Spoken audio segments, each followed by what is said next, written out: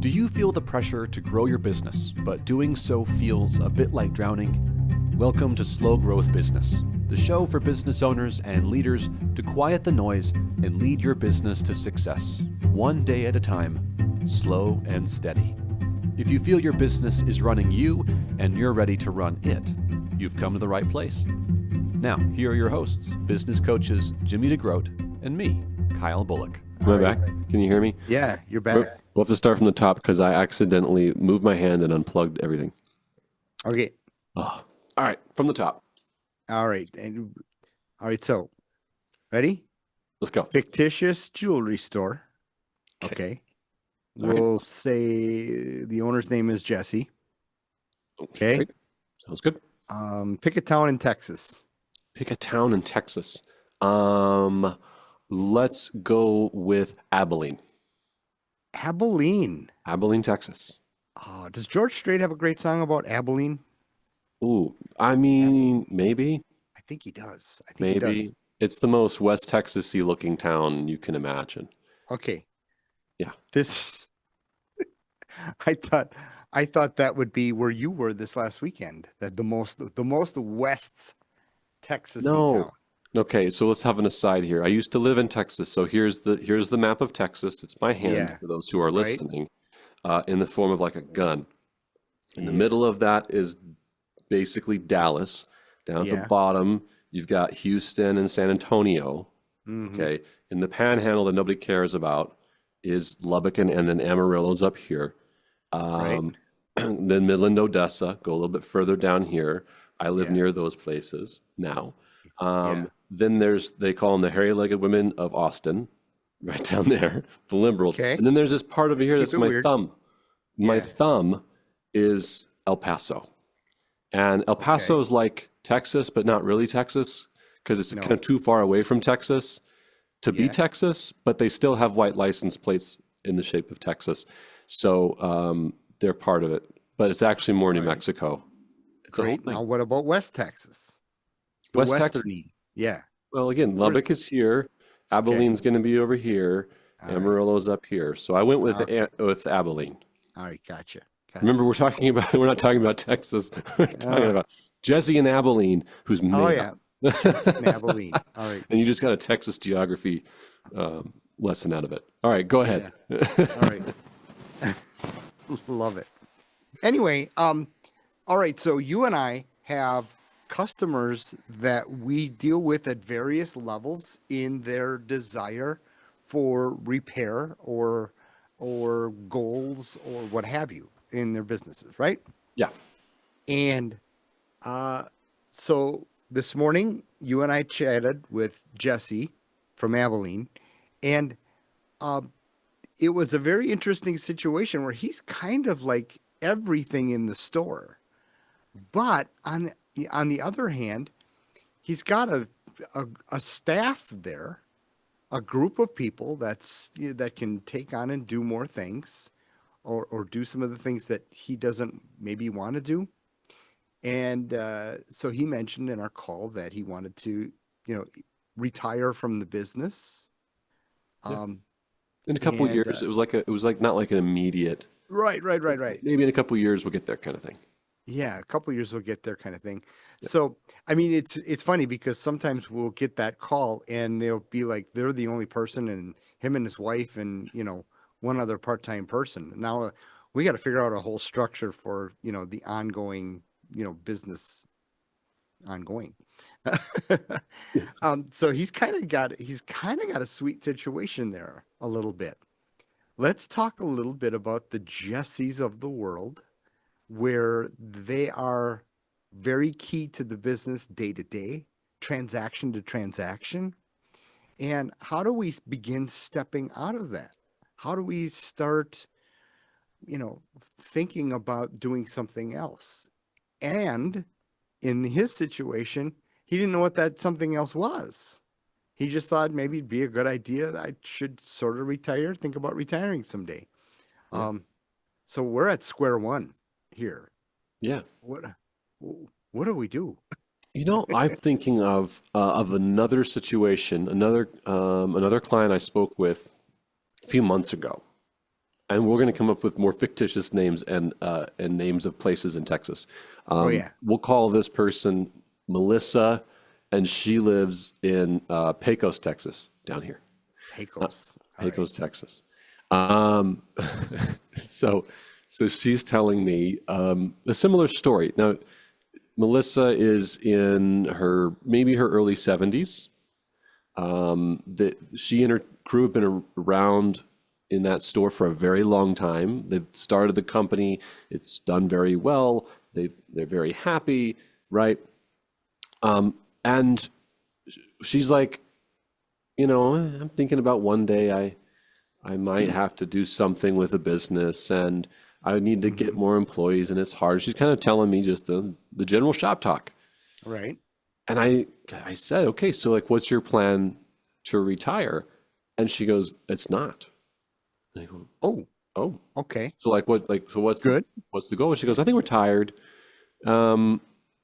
Did she mention death at all? Basically, Was she planning yeah. on dying at all? I think she's going to die All right. eventually. Hopefully not soon. I wish you well, Right. Not Melissa. planning. All right. Not got it. planning on it. But essentially was like, look, I'm happy doing what I'm doing. All At right. most, I think what I'm going to do is less. Maybe I just stopped doing it. But I also don't really want to do anything different. Like like things are good. Yeah. And It's so kind of like you and me. yeah, well, let me put it this way. Could things in the store have been wildly better? Absolutely. Like Yeah. we could have totally diagnosed 100 different things that would increase profit and efficiency and technology and da da da da. But she's like, I just don't want to do it. Like I'm happy, and I want to sunset this thing, and yeah. And Okay. I left that conversation being reminded that that is a plan, and it is totally okay. You bet. You If bet. if it aligns with your values, and for Melissa and Pecos, Texas, it did. Now, that is not everyone's story. Mm-hmm. And as we were talking this morning, both with the client and then afterwards, reflecting on what when you kind of face that, what am I going to do next? What's after this job? Should I retire? Should I look for a new job? Should I go to, what should I do? It's Yeah. kind of itching. It's kind of scratching at this thing that's a deeper sense of value. Like, is your heart nagging you to do something else? Right. Because there is totally an option where you don't have to do that. Like Yeah. you can sunset the thing, and there is no shame in that at all. Sure. And I want to be the first in the industry to say that is totally a plan, and it is a great plan. If that is your value, do that, Yeah. and then don't apologize for it. Like that's Yeah. great. That's great. No, and I gotta agree with you there. And the thing about it is that she knows what she wants. And I love that because we talk to a lot of people that don't have a plan for the future and don't know what it is or have a plan, or can be that definitive.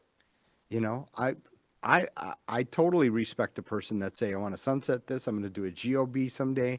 And I'm going to take that money and I'm going to share it with my employees and share it with myself. And we're all going to go and golf or fish or whatever that, or open a dog rescue, spot to rescue doggies.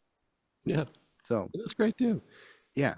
But okay, Okay. so So, I'm going to ask you the question. I'm going to volley it back to you. yeah. What Melissa from Pecos, Texas taught me, and subsequently after that, is that you have, whatever you're going to do as you think about what's next, it speaks to a deeper sense of value and a deeper sense of purpose. And ultimately, we all want to have, and hopefully we all pine for this, a deeper impact in the world around us, that what we're doing matters, not just to me, but to the rest of the world. Okay. Okay. Yep. So with that in mind, and someone's kind of sitting there scratching their head going, well, I think I'm supposed to sunset. I'm supposed to retire. That feels like I am tired. Yeah. How do you invite them to look at what is your value? What is your next step? Where would you tell that person to start exploring? I'm going to throw it right back to you because you are going to do a thing in coming up in July, and this is if you are at one of the shows that we're speaking at in July. This is a little preview a little exercise. And if you come with this in hand, you're going to be steps ahead. And that is your little exercise for your epitaph or your, um, what do we call that? What do we Your call it? obituary. Your obituary. Yeah, Yeah. exactly. Or what do we call it at a funeral? The eulogy, Yeah. right? Yeah, that's the word I was looking Yeah. for. Yeah. So It's a yeah, morbid. tell us what that looks like. How do you do that? It seems like a morbid exercise, Oh, but it's wonderful. when you do it, it really is. It normally happens the way you do this exercise is that you invite people to write their own obituary. And in that, you want them to say, what do you want people to say about you when you're dead and gone? All right. Mm-hmm. The things that people say. And so you write it, and it can get emotional, like the Yeah. reality of that and existential and all that stuff. But what you get out of it is what matters to you, right? What your values really are. Mm-hmm. And I mean, you can say this with your experience too, Jimmy. How many stores have we gone into, talked to that have a value statement, like they have a statement of values or core values or mission statement, right? That Yeah. don't mean, No, no, it's corporate-y. yeah. It's all I, corporate-y. I cannot, not to throw everyone under the bus, but I have never seen another store with a values or mission statement that's really weighty, like Mm-hmm. really like gets you, right? Yeah. There is a Yeah. method to doing that, and we've crafted those people and stuff. I've never seen one before in the jewelry industry that's really impactful. But that obituary, that epitaph, is a way to get there because it shows you what matters to you so much that you want people to remember you for that. Yeah. And once you've looked at your obituary or eulogy that you've written for yourself, you got to ask yourself a very tough, reflective question. Is what I'm doing right now fulfilling the purpose of that obituary? Yeah. If Yeah. if I keep working at the jewelry store for X number of years and I sunset the thing, will that be, because that's what people are going to remember me for. They'll Mm-hmm. remember you for your time and how you spent your money and how you spent your time and how you spent your resources. Yeah. Yeah. Will that feed Um, into that yeah. obituary? You know? There is a wonderful Christian teacher named Father Richard Rohr in Albuquerque, New Mexico. He runs the uh, Center for Action and Contemplation, which are two two different things, action and contemplation. Anyway, but what he does is he talks a lot about the first half of life and the second half of life kind of concerns. And the idea is that the first half of life we spend all of our time gathering and planning and getting and we really focus on the get and the stuff. And the second half of life, many people that even pass away don't ever enter the second half of life, where you're thinking of now things eternal, and as opposed to things of this world. Interestingly enough, I'm not trying to make this a Christian podcast, but the it seems like the people that have those plans, like you're talking about, those mission statements, tend to be more second half of life type of thinking, Mm. bigger thinking. What happens when I'm gone? What do I want people to say about me? How do I want to affect the world? You know, Yeah. or not only what's the best version of myself, but how can I help the people that I influence, i.e., pay in my business? How can I help them be the best version of themselves and have an amazingly fulfilling life? Um, and boy, that's a great place to get to. I think once you get there, you are on jet fuel for achieving whatever your plans are. Yeah. Oh, okay. So I'm going to I'm going to share with you a story. You brought up Father Rohr, and I'm going to bring up someone I was listening to just this morning. All right. Um, he's he's also a minister, and he was compelled to give away all of the royalties from a very successful book that he had written. Okay. It was over $1 million in royalties. Okay. Okay. And he took a very average, if below average, salary every year, and has since. He gave over $1 million, all of it away, just gave it all away. And he was talking about where that came from. And there was a guy, his name is eluding me. I believe his first name was Nathan, but please look this up, folks. With a group ministry that he created called Mossy Foot. I believe it's called Mossy Foot. You have to look this up. Anyways, this guy was a doctor, and throughout his entire life, after him getting his doctor license, that's not the correct term. Medical license. Doctorate? Obviously, I'm not a scientist. The special doctor. You sort of are, though. You sort of are. Not a medical doctor. Anyways, all right. You became a medical doctor, and he spends all of his life, 60 years of service in Ethiopia, working on this issue with a foot disease that would completely debilitate people. Okay. And he was the only guy in Ethiopia who would do the process surgery to save these people's lives. Okay. Mm-hmm. 60 years he's doing this. He's the only guy doing it. He moves to Ethiopia, dedicates his life doing it, raises the money so that they can save more and more lives. He tells the story about this guy who, at one point, he has to leave Ethiopia because he has a toothache. So he leaves. It's a bad infection. It's not like an owie. It's bad. So he's forced to leave Ethiopia to go to Europe to have this worked on. Procedure. Sure, When he gets to the dentist, they go, yeah, we need to do this. And the guy says, I never want this to happen again. I never want to have to leave Ethiopia for something like this that could for me happen again. And I don't want to leave the mission field. So I want you to remove every one of my teeth. Oh my goodness. Give me dentures so I can stay there and help these people. Oh my goodness. Chills, okay? That's commitment. Now, how does a person, you hear that story, okay? And by the way, end of his life, he's been there for decades. His daughter brings him to the United States for kind of end of life care. And he goes, I don't even want to be here. I would rather go to Ethiopia where the drugs aren't great and I'm probably going to hurt. But that's my people. Let me die in Ethiopia. And that's what they do.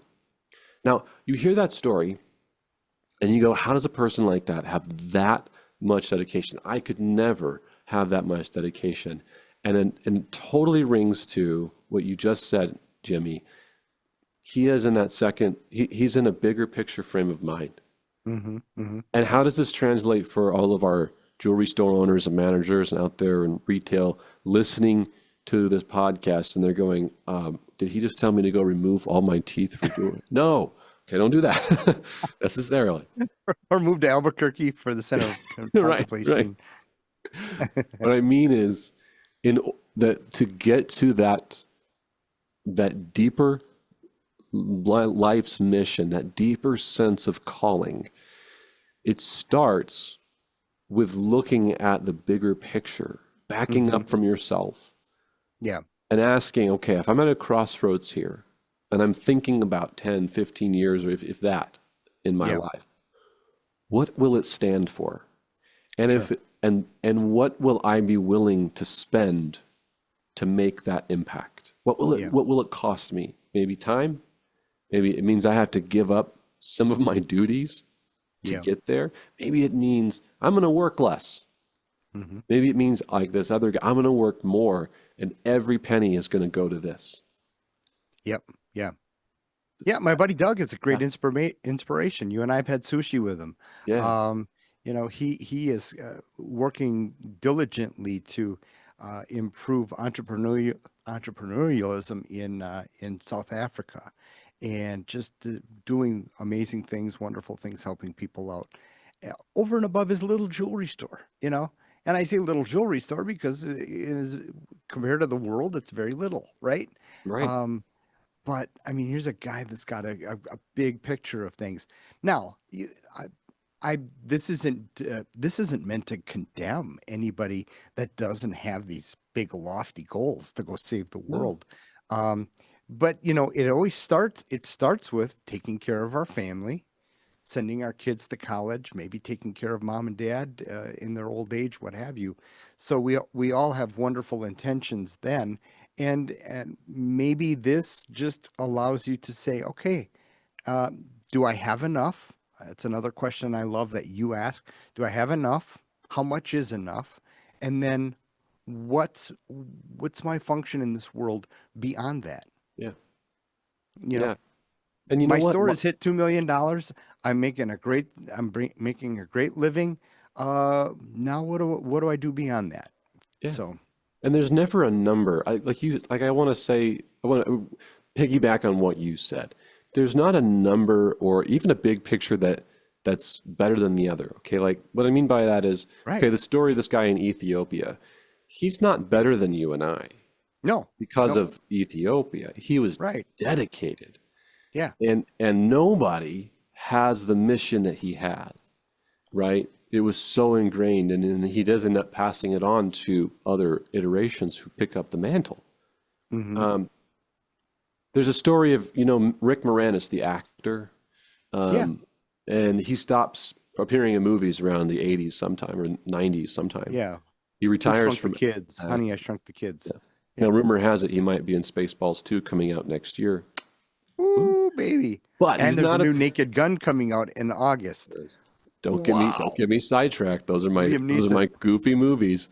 Okay. But Okay, why Rick does Rick Moranis. Moranis disappear from acting? Well, if I remember the story right, family tragedy happens, Okay. and he just says, "Look, I made enough." He said, I made enough money. I'm good. I can set myself up, be secure, because what's Mm-hmm. most important to me is to be at home with my family." And so he does, Okay. and he disappears out of the spotlight. And Okay. could he have Wow. gone on and made millions more dollars, been the, headline in movies for Sure. decades to come? Sure. Absolutely. Yeah. That was not his calling because that wasn't what mattered to him the most. Right. And I love that because I don't know, to our listeners, I'll speak to you directly now. I don't know what your mission is. I don't know what your vision is. Mm-hmm. But this little exercise we talked about invites you to envision that. And here's what's great.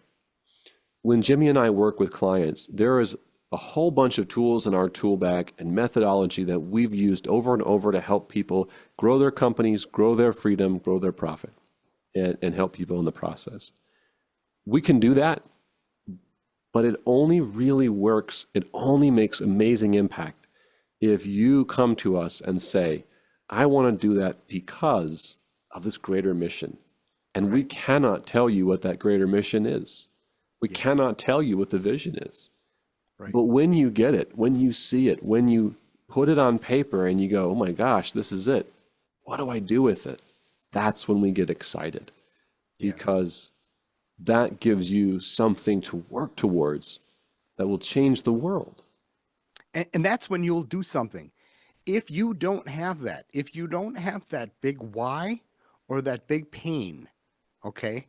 There's a why or a pain. If you don't have one of those two, you will pay us money Mhm. and we will cash the checks and you will do nothing.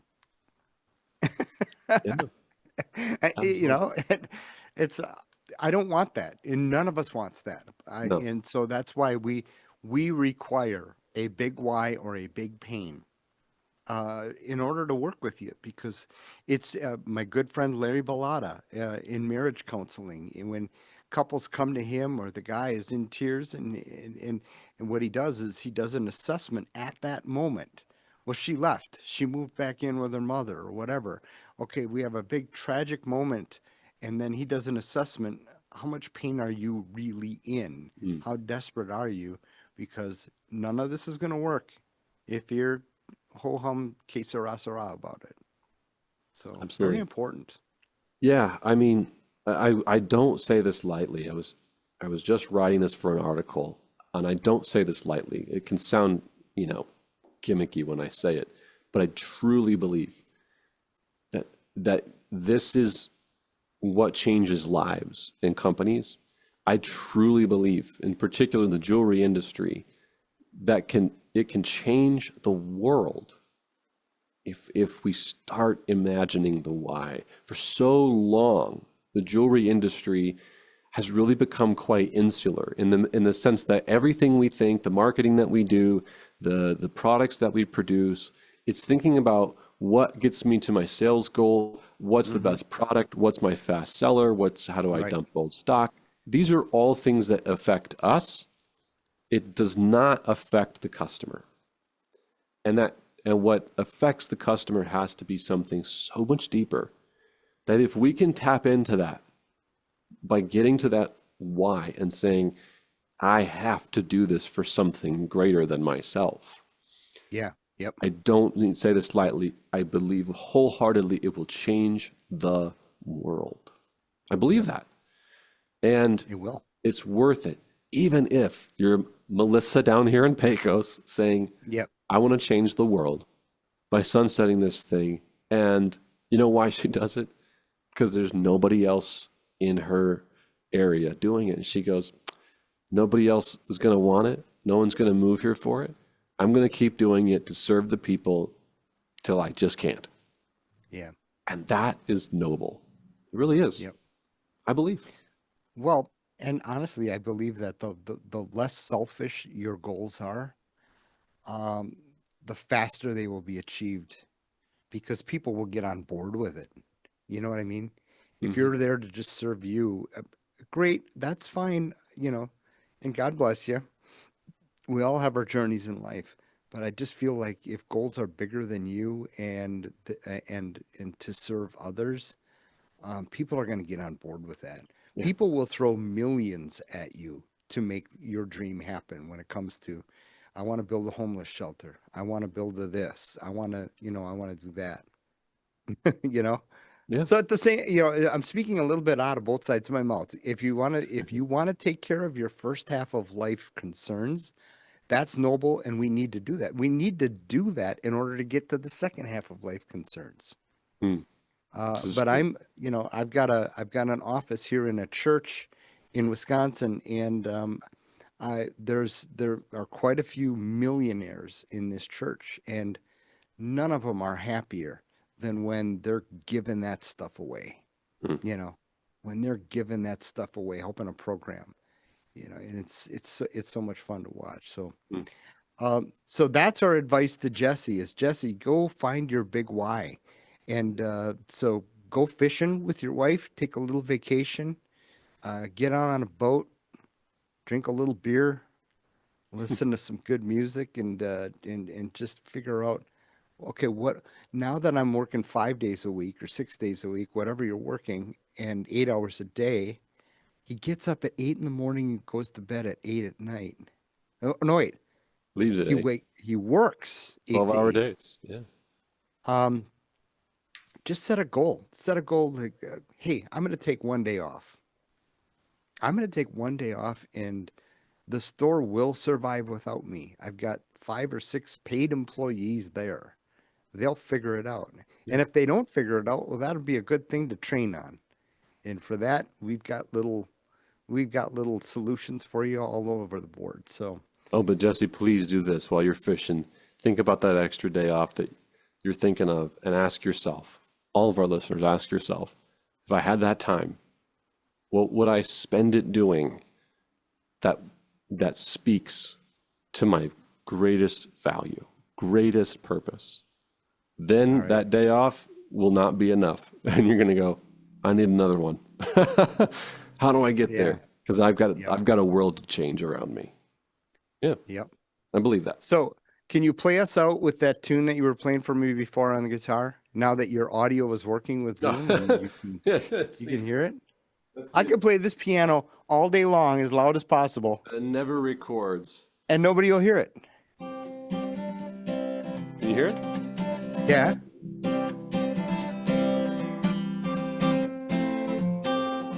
All right, bye, everybody. All right. Go to trainretail.com. If we sing it, do we have to pay a licensing fee or something? Oh, we do. Yeah. So make up the words and go and change the world. And Jesse, don't listen to this while you're on your fishing vessel. There's much better stuff to listen to.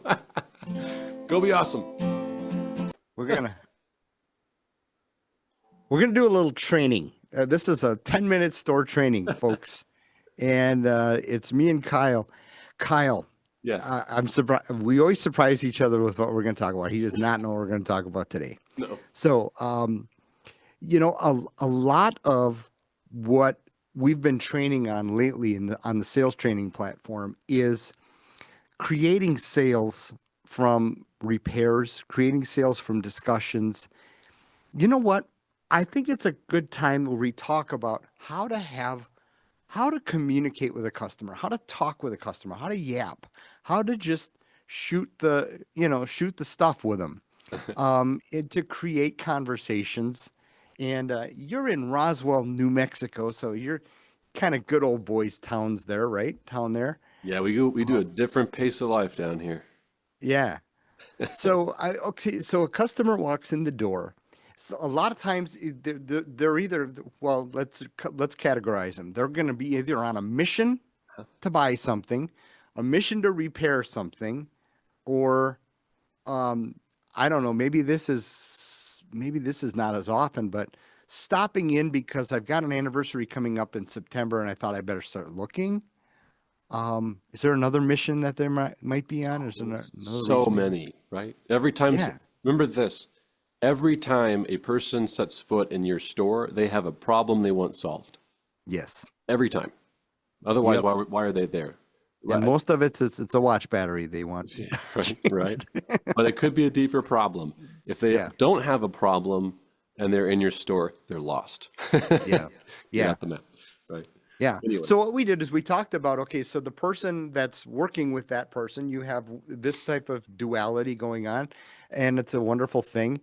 But what happens when this person, the salesperson, has to go and maybe write up a ticket, maybe check on something, special order, check on, whatever. We have to walk away from the customer, or we get somebody else to do that for us. But let's just talk about how to have a conversation in today's age of the cell phone, in today's age of maybe I know my son Steven, he's in his mid 30s, and he came up before the cell phone, so he knows how to talk with people. But I know a lot of young people that don't know how to have a conversation with somebody. Yeah. Well, and So I know a lot of old people that don't know how to have conversations with people too, just to be fair. All right. Oh man. so Okay. how do you engage? What goes on at Bullock's? There's a golden rule. This applies in Roswell, New Mexico, or Neenah, Wisconsin, Mm-hmm. or in Pecos, Texas, Yeah. or Abilene, wherever. Nashville. Okay. Yep. All over the world. The golden rule of conversations and understanding people is there is one topic that people always, always want to talk about, without fail, themselves. Now, they also, Monster. like kind people, don't want to bring themselves up, and you'll Right. have plenty of people who do. Yep. But we all like talking about ourselves. All right, so there's golden rule number one. If you want to initiate small talk conversation that is meaningful, now I'm not talking about like, well, how's the weather out there? Right. We all experience the weather. It always sucks or it's not. You know what I mean? It's like Yeah. rarely a good day. So, okay, get beyond that. Talk about that person. Okay, golden rule number two, and this is the exercise that I will prescribe. So ask questions. Ask questions number Right, one? well, number one is talk. We're going to talk about the person. Yeah. We're going to talk. The subject of our conversation will be that person. Okay. Number two, how are we going to talk about that person? With inquisitive questions. Oh, what like a great little word play there. Inquisitive questions. Mm-hmm. Ask questions only Yeah. about that person and be interested in that person. Okay. Now, here's what normally happens in a conversation that feels like forced small talk. So if you come in, you're the customer, I go, hey, Jimmy, how's it going today? Good. Good. Fine. We did a little salesy thing, got what you done. Now I'm going to make some small talk and go, all right, so do you have kids? Oh, yeah. Yeah. Cool. Got a son. Yep. Great. Stephen. Oh, I have kids too. I have two kids. I have, and they're young kids. Yeah, I love, it's great. And being a dad. Yep. Okay. Now, Love what you being a just dad. observed was Jimmy giving the shortest answer possible. He goes, yep, it is. What I just did was I listened to Jimmy. I thought, I'm going to talk about Jimmy. So I asked him, does he have kids? And he said, yes. So I checked that box. And then I heard that he has kids, and I also have kids. So we have something in common. And because we have something in common, let's talk about the thing we have in common. Jimmy, Okay. you have a piano back there. You play instruments and a guitar? Yes. I have a guitar. Look, it's my guitar. Isn't this amazing? I have a guitar and you have a guitar. Come on, Well, guys. now we got to talk about what kind it is and what kind of pickup do you got in it and where do you play it and Now, everything. This is often the conversations, and I'm exaggerating silliness of it a little bit here, but I want to point out that the first time I asked Jimmy about something and we started talking about what we have in common, he gave me very, very short answers. And that's because you stopped talking about that person, you started talking about yourself. And we start talking about ourselves, about the things we have in common, because we think that's how we're going to relate, because we're terrified, like, I got to find something that we connect on. Yeah. And let me tell you, let me pull the curtain back. That is not true at all. The most fascinating conversations that you will have in life will be with people that you do not have stuff in common with. Okay. So let me flip the tables on this, and let me show you how to go beyond that initial conversation. All right. So, Jimmy, you have kids? Yeah. Yep. How many kids do you I have? got one son. His name is Stephen. Steven? How old is he? He's about 35. Does he live nearby? Oh, right now he's living with me. But he just bought a house. Oh, so He lived around the world, and he came to move in with me for a while, me and Sharon, until he got a good job in the area, and then he's moving into a house soon. and Sharon is your wife? Yes, Sharon is my bride. That's cool. That's cool. So he's kind of in transition, right? Yeah. So his Yeah. house is nearby. That's awesome. I'm sure it feels nice to have your son nearby. Listen, I mean, the kid was in Turkey, he was in Spain, he was all over the world, and our biggest prayer was just get him in the state, Yeah. And then, okay, maybe the area code, maybe the zip code. And so all of our prayers have been answered, by the way. There you go. Good for you, Yeah, man. yeah. Now, all of that was unscripted. It was very honest. I knew all that about Jimmy, but he didn't know I was going to ask that. Right. Here's what I just did. Instead of just asking a question about the client to turn the conversation on them, that was golden rule number 1. I went to number 2, which is keep asking inquisitive questions. Now, I've done this a long time. I was trained in counseling, which is largely to do with this. So let's just take basics, because this is a skill that you develop. Yeah. When you hear the person answering your first question, trying to relate to something, listen to them and think about, that's interesting. What else don't I know about this person? What else can I ask that I don't know about this person? Yeah. Right? So I asked about your son. I asked, well, how old is he? I didn't know that. I asked, well, where is he? I didn't know that. And you tell me, and in the course of telling me, you tell me his life, a bit of his life story, where he's at, where he's going, that you have a wife. I found out your wife's name. And if you're paying attention as a salesperson, you have just learned, that can go in the file, Jimmy's wife's name, and he has a son, and here's what's happening. I can put that in the notes so that if I followed up with Jimmy, I know where I left off. Yeah. Yep. And at no point in that did I ever have to talk about my kids. Unless he wanted to ask, he could ask. Sure. But Sure. that's not what we're trying to do here. We're trying to get a little bit deeper in conversation. So golden rule number 1, people love to talk about themselves. Golden rule number 2, keep asking inquisitive questions about that person. And I'll make a brief comment about number 3, because this is a whole nother series of trainings. Number 3 is hang out on a feeling. Hang out on a feeling. I asked you, you must feel happy that he's with you nearby. Yeah. And you lit up. Oh my God. Yeah. I'm so glad he was gone for so long and now he's back. Oh my gosh, this is great. Yeah. Hang out on that, right? And the person will leave remembering how you made them feel. Even if it was like a negative emotion, like, oh, my son's leaving home and I'm not going to see him for a long time. That must be difficult. And they go, yeah, it's hard. I'm going to be an empty nester for real. Mm-hmm. They're going to leave going, that person took the time to actually listen to my feelings. Yeah. That felt good. Hang out on the feeling and don't be afraid of it. All right, so golden rule number 1, talk about them. 2, ask inquisitive questions. 3, hang out on the feeling. And the exercise you can do to practice this is with each other, right? Subliminally, as you all are watching this video. Don't do it when you hang up the video because y'all will be primed for this. But at some point during the day, go to your colleague and start asking them a question about something you don't know. Yeah. You know, hey, so what have you been watching on TV? I've been watching this. Keep asking questions. Yeah. Oh, and then about 5 or 6 questions in, they're just rambling and talking about their hobbies and the TV, and then they're going to go, sure. You did the thing from the video, didn't you? And you're going to go, yeah, I did. And that's okay. That's okay. That's how it's done.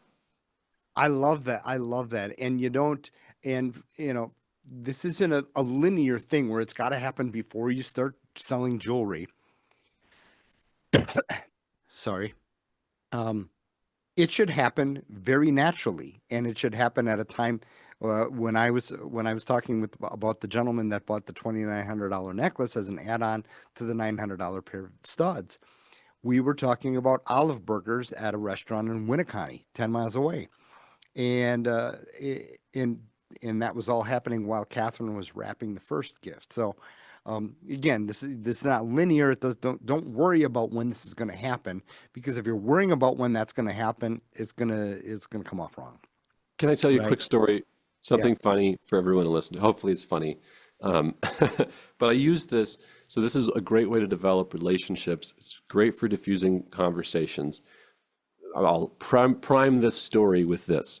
When you ask questions, make them authentic. If you're asking questions just because you want to sound like you're actually interested, but you're not, people will smell that a mile away, and they will hate that. It'll feel so inauthentic.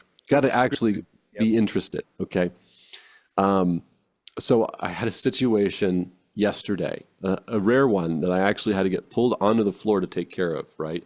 So I'm an absentee owner for the most part. When I'm pulled on the floor for one of these, it's like, ooh. Yeah, it's an issue. Let me say this. It wasn't an issue that we did anything wrong. Okay. Right. It was an issue that the client may have been discovering in the moment, as we were discovering, that her partner may be having an affair or breaking up with her. Okay. This is happening. Wow. We're all figuring this out together in the store, piecing it together, and we're like, and we're kind of the ones that have to bring the news. This isn't good. And so I remember talking to her, and I'm like, okay, this is what happened. This is what I can tell you. I can't tell you more than that because I don't know. And of course, she's like not in a great headspace with that. Don't blame her at all. Right. And I'm just like, and it's just a silence. The conversation's been had. We've moved on. And I looked down at her shoes, and they were really cool shoes. I mean, they really were. I really thought they were cool. And I said, by the way, those shoes are awesome. And she goes, oh, thank you. I go, yeah, I don't mean to change the subject, but where'd you get those shoes? And she tells me, and we start having a conversation. By the time we leave, and I'm listening to her tell me the story of these shoes, I could tell on her face, hey, thank you for the sensitivity. I'm not trying to derail the subject, but thank you for not being, sure. This could have gone worse for her in that moment. And hopefully it didn't. So I just want to bring that up in that if you're genuine with your questions, I really genuinely did that to change subjects a little bit, but also because I genuinely liked her shoes and I wanted her to leave feeling better than when she came in. A little bit better. Yeah. We're cool is what she really needed to hear from me. But what's neat about that? What's neat about that is there was a subliminal message in there that life goes on, and you know what? You got cool shoes, so you're set to go. Yeah, that's, I mean that seriously. I don't mean that as a joke. I mean, yes, there are other things to think about in this Yeah. moment. But don't So, take that and think that I'm belittling the situation. That was one where, with time and experience and relationship, you just read a situation and I need to spend time talking about the conversation and not about the sale. Because we were yeah, talking about the sale, we were talking about the issues with the sale, and we could beat that dead horse forever, yeah, yeah, but let's not. So, yeah. anyways, okay, so there's my lesson. You put me I'm on going to the use spot. this. I'm going to use this on airplanes. I mean, normally I put my earbuds in and check out, but if I need to, I'm going to use this on airplanes, Yeah. airports, name it, you name it. This is beautiful. I love this. Thank you, Kyle. Have fun, everybody, and have fun asking each other questions throughout the day and then catching each other on, you got me. Have good conversations, guys. Have fun Be with it. amazing. Yeah, Yes. be All right. amazing. See ya. We hope you leave this episode a little better than when you first began. If you'd like more resources to grow your business slow, steady, and consistently, check out our on-demand video catalog at trainretail.com. Or if you have a question or frustration we can help address in your business, write to us about it. We love to help solve big, ugly problems. So hit us up at kyle@trainretail.com or jimmy@trainretail.com. Good luck out there, and we will see you next time.